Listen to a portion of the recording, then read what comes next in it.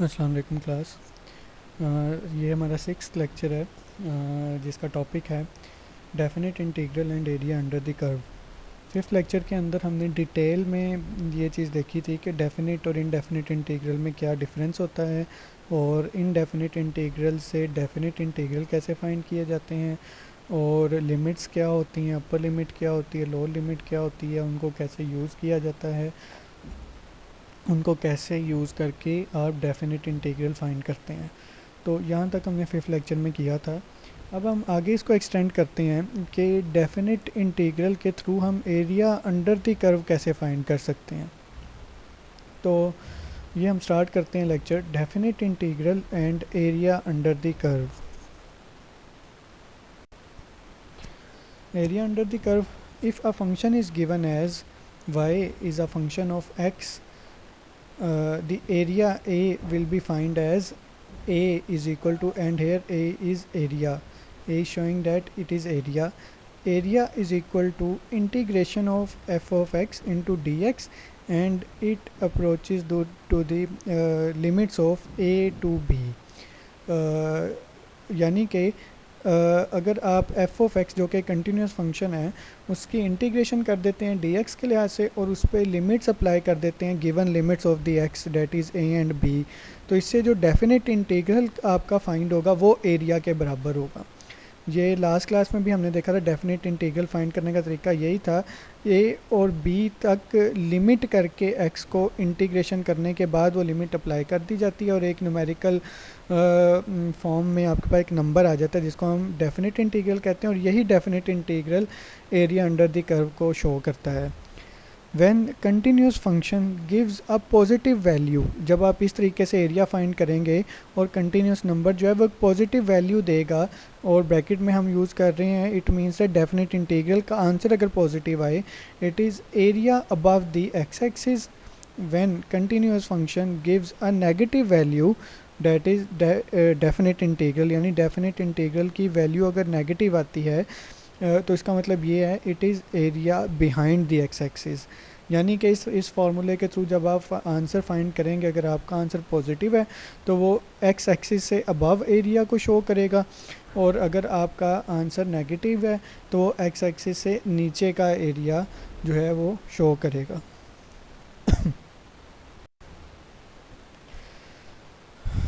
The area between a curve and the X axis can be calculated using a definite integral. अब ये हम between the to curves भी check कर सकते हैं, हम नेक्स्ट लेक्चर में करेंगे कि अंडर दी कर्व कैसे होता है और बिटवीन दी कर्व्स कैसे होता है। The area between a curve and the X axis can be calculated by using a definite integral. वही जैसे हमने लास्ट स्लाइड में भी डिस्कस किया कि डेफिनेट इंटीग्रल के थ्रू हम area under the curve find करते हैं।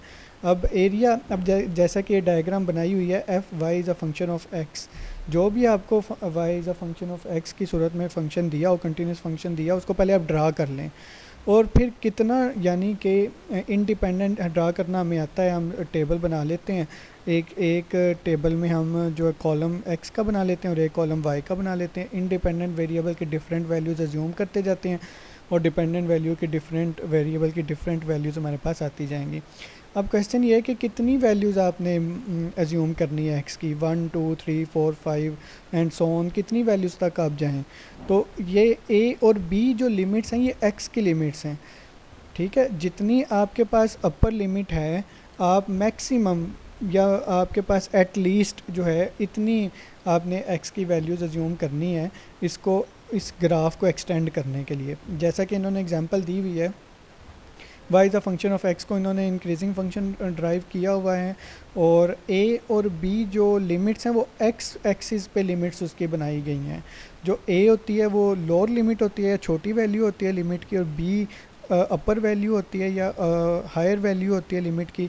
तो ए ज़ीरो के करीब है और बी जो है वो ए से आगे है। तो इस तरीके से हम अपनी लिमिट्स पुट करेंगे ग्राफ बना के, और फिर जो इसका आंसर आएगा वो शेडेड एरिया, जो ग्रीन कलर का ए और बी के दरमियान शेडेड एरिया है अंडर द कर्व, वो आपका डेफिनेट इंटीग्रल शो कर रहा है, या ये डेफिनेट इंटीग्रल आपके एरिया अंडर द कर्व को शो कर रहा है, जो कि ग्रीन कलर का शेडेड एरिया है।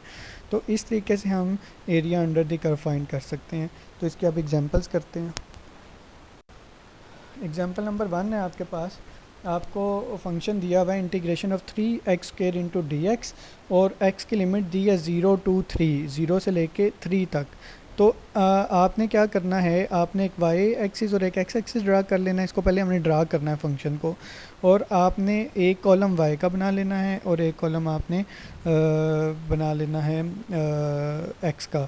और x की मिनिमम वैल्यू 0 है और मैक्सिमम वैल्यू 3 है, तो आप इसको 4 तक भी लेके जा सकते हैं कंप्लीट फंक्शन बनाने के लिए। तो 0 पुट करें, y की वैल्यू ले लें, 1 पुट करें, y की वैल्यू ले लें, 2 पुट करें, y की वैल्यू ले लें, 3 पुट करें, 4 पुट करें, y की हर y की वैल्यू को x की वैल्यू के अगेंस्ट ड्राया करते जाएं, तो आपके पास इस तरह का एक इंक्रीजिंग फंक्शन बन जाएगा।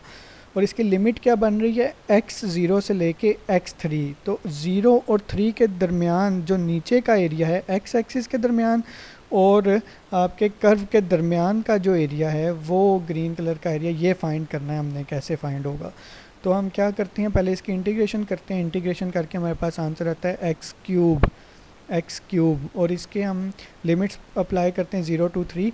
वही जो फंडामेंटल थ्योरम ऑफ कैलकुलस हमने देखा था कि इनडेफिनेट इंटीग्रल के अंदर अपर लिमिट पुट करें माइनस उसी सेम इनडेफिनेट इंटीग्रल के अंदर लोअर लिमिट पुट करें। अपर लिमिट पुट की डेट इज़ 3 और फिर उसी के अंदर लोअर लिमिट पुट की डेट इज़ 0। तो 3 क्यूब का आंसर जो है वो 27 यूनिट्स आता है। तो आपका एरिया अंडर द कर्व जो है वो 27 के इक्वल होगा। इसी तरीके से सेकंड एग्जांपल है आपके पास, integration of 4x³ into D X, और x की लिमिट दी है 1 से लेकर 2 तक। तो इसी तरीके से हम दोबारा इसको ड्रा कर लेते हैं। आप इसको 0 से स्टार्ट करें और 3 तक ले जाएं।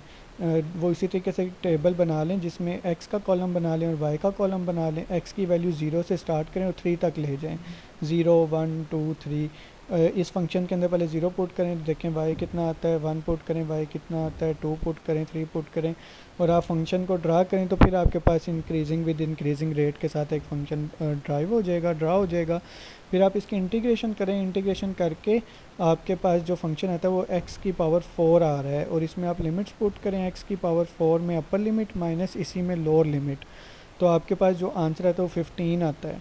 तो जो आपने अपना ग्राफ ड्रा किया था जो कि इंक्रीजिंग रेट के साथ एक फंक्शन है, उसका आप लिमिट भी करें, अपनी लिमिट्स भी उस ग्राफ पे अप्लाई करें।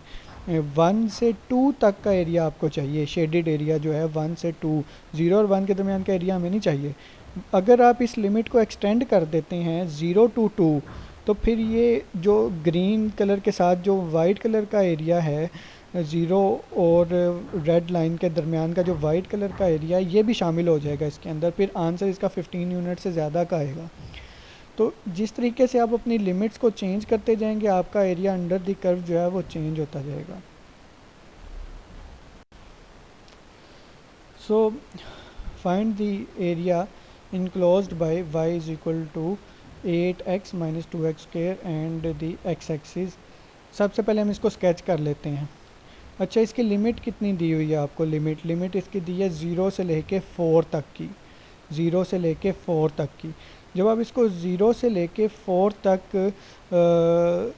ड्रा करते हैं, टेबल बनाते हैं और x की वैल्यू 0 पुट करते हैं और y की वैल्यू 0 आ जाएगी, x की वैल्यू 1 पुट करते हैं तो y की क्या वैल्यू आएगी, 2 पुट करें, 3 पुट करें, 4 पुट करें। जब इसको ड्राइव करेंगे, इसको ड्रा करेंगे, तो आपके पास एक इन्वर्स यू शेप जो है वो ग्राफ बन जाएगा। तो आपने इसके एरिया अंडर द कर्व जो है वो ड्राइव करना है कि कैसा ड्राइव होगा, तो कितना एरिया फाइंड होगा। तो आप इसकी क्या करें, पहले इंटीग्रेशन कर लें।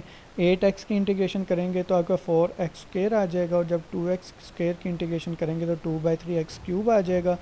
और इसी में आप अपनी अपर लिमिट पुट करें, यानी 4x² माइनस 2/3x³ के अंदर अपर लिमिट पुट करें, जिधर जिधर x है उधर 4 पुट कर दें, माइनस इसी के अंदर सेम क्या है, 4x² माइनस 2/3x³, इसके अंदर लोअर लिमिट पुट करें, डेट इज़ 0, तो वो पूरी 0 हो जाएगी। तो इसका जब आप आंसर लेंगे तो आपके पास ऑलमोस्ट 21 एंड समथिंग आ जाएगा, that is area under the curve. Example number 4 है, find the area enclosed by Y is equal to 9 minus X square and the X axis. तो इसकी लिमिट है आपके पास -3 से लेके 3 तक की, -3 से लेके 3 तक की। अब देखें आपको x की कहाँ से वैल्यू शुरू करनी पड़ेगी। सबसे पहली जो आप इस फंक्शन के अंदर x की वैल्यू पुट करेंगे 9 माइनस एक्स स्क्वायर के अंदर, वो -3 होगी, फिर -2, फिर -1, फिर 0, फिर 1, फिर 2, फिर 3।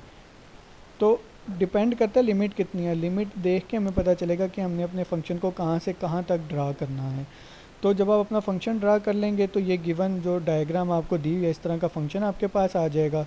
तो दोबारा इस फंक्शन के, इस डायग्राम के, इस कर्व के नीचे का एरिया अंडर द कर्व हमने फाइंड करना है। तो हमें दोबारा इंटीग्रेशन करनी पड़ेगी, 9 की इंटीग्रेशन करें 9x आ जाएगा, एक्स स्क्वायर की इंटीग्रेशन करें 1/3 एक्स क्यूब आ जाएगा, और ये आपके पास एक इनडेफिनिट इंटीग्रल आ गया। इस इनडेफिनिट इंटीग्रल में पहले अपर लिमिट पुट करें माइनस, फिर इसी इनडेफिनिट इंटीग्रल में लोअर लिमिट पुट कर दें और आंसर ले लें, आपके पास 36 यूनिट्स आ जाएंगे जो कि एरिया अंडर द कर्व को शो कर रहे हैं। सो ये तो अभी तक हमने area above the X axis find किया है। Area under the X axis, area under the X axis will give a negative value, may have to do two separate integrals. अगर हमारे पास कुछ इस तरह का फंक्शन बने जो कि कुछ फंक्शन एक्स एक्सिस से ऊपर हो और कुछ फंक्शन एक्स एक्सिस से नीचे हो, तो फिर हम क्या करेंगे, फिर तो हमें ऊपर का भी एरिया करना पड़ेगा और नीचे का एरिया भी करना पड़ेगा।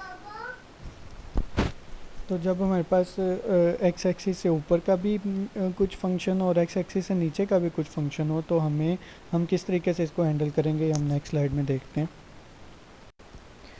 ये हमारे पास एक फंक्शन है y is equal to 2x minus 8, और इसकी लिमिट क्या है 2 से लेके 8 तक, 2 to 8, x को हमने लिमिट किया है 2 से लेके 8 तक के दरमियान। तो हम इसी तरह जैसे हमने पहले ड्राइव किए थे कर्व, तो हम पहले कर्व ड्रा कर लेते हैं अपना, और अब हम कहाँ से कहाँ तक, मिनिमम हमें 2 से लेके 8 तक हमें अपना फंक्शन को ड्रा करना पड़ेगा। तो हम 0 से ड्रा करते हैं, x की वैल्यू 0 रखें और y की वैल्यू ले लें, और x की वैल्यू आप 2 रखें, 3 रखें, 4 रखें। 4 तक जब आप रखते हैं तो आपकी जो वैल्यू है वो y की वो नेगेटिव रहती हैं, और जब 4 रखते हैं तो 0 हो जाती है। इसके बाद आप वैल्यूज़ रखते हैं तो आपका पॉजिटिव y की वैल्यूज़ आती हैं। तो अब हमें देखें एक रेड एरिया चाहिए जो कि 2 से लेके, देखें 2 से लेके 8 तक के दरमियान हमने अपनी लिमिट पुट की है ग्राफ के अंदर, और ये एरिया कैसे बन रहा है, 4 से 8 तक का एरिया बन रहा है under the curve, area under the curve, and 2 से 4 तक का एरिया बन रहा है एरिया अपर द कर्व या हायर द कर्व, या इसको हम यूँ भी कह सकते हैं कि area behind the X axis. तो हमें इसको दो तरीकों, टू पार्ट्स में हमें इसको करना पड़ेगा। पहले हमें करना पड़ेगा 2 से लेके 4 तक, 2 से लेके 4 तक, और फिर करना पड़ेगा 4 से लेके 8 तक। 2 से लेके 4 तक जब हम करेंगे तो हमारे पास एक्स एक्सिस से नीचे का एरिया आ जाएगा, और जब 4 से लेके 8 तक इसको करेंगे, इसका डेफिनेट इंटीग्रल लेंगे, तो हमारे पास area higher the X axis and under the curve area आ जाएगा। तो इन दोनों को हम ऐड कर देंगे तो हमारे पास टोटल एरिया आ जाएगा। तो अब हम देखते हैं कि कैसे हम इसको करते हैं। तो पहला हम इसको करते हैं 2 से लेके 4 तक, integration of 2x minus 8 into D X, और इसकी लिमिट है 2 से 4 तक।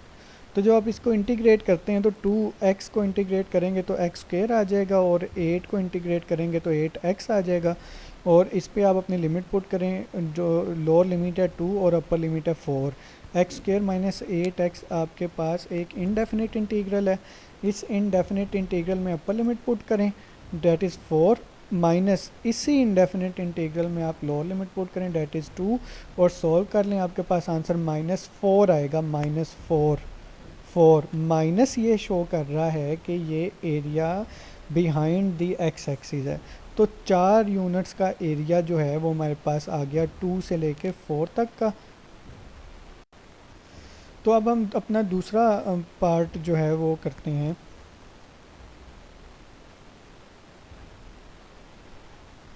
So the second part is we have to integrate our function, that is 2x minus 8 and its limit will be 4 to 8। तो जब हम इसकी इंटीग्रेशन करते हैं तो आपके पास आता है वही एक्स स्क्वेयर, और 8 की इंटीग्रेशन करते हैं तो आपके पास आता है 8x। अब आपके पास एक्स स्क्वेयर माइनस 8x जो है आपका इंडेफिनिट इंटीग्रल है। और अब इसकी लिमिट देखें कितनी है, 4 से लेके 8 तक। 2 से लेके 4 तक को डेफिनेट इंटीग्रल या area under the x axis या एरिया हायर दी कर्व हम फाइंड कर चुके हैं। अब हमने क्या करना है, एरिया अंडर दी कर्व और हायर दी एक्स एक्सिस फाइंड करना है। तो उसकी लिमिट है 4 से 8। तो एक्स स्क्वेयर माइनस 8x आपके पास इंडेफिनिट इंटीग्रल है, इसमें आप अपर लिमिट पुट करें डेट इज़ 8 और माइनस कर दें इसी इंडेफिनिट इंटीग्रल में लोअर लिमिट पुट करके डेट इज़ 4 और उसको सॉल्व करें तो आपके पास 16 आंसर आता है। तो पहला एरिया आपके पास आया था 4 और दूसरा एरिया आपके पास आया है 16। इन दोनों को अगर आप ऐड कर लें तो टोटल एरिया जो है आपके पास वो 20 यूनिट्स का बनता है। तो इस तरीके से आप जो है वो सॉल्व कर सकते हैं क्वेश्चन जिसमें एरिया अंडर द कर्व, या इसको हम कह सकते हैं area above the X axis और area behind the X axis, दोनों इकट्ठे फाइंड करने पड़े।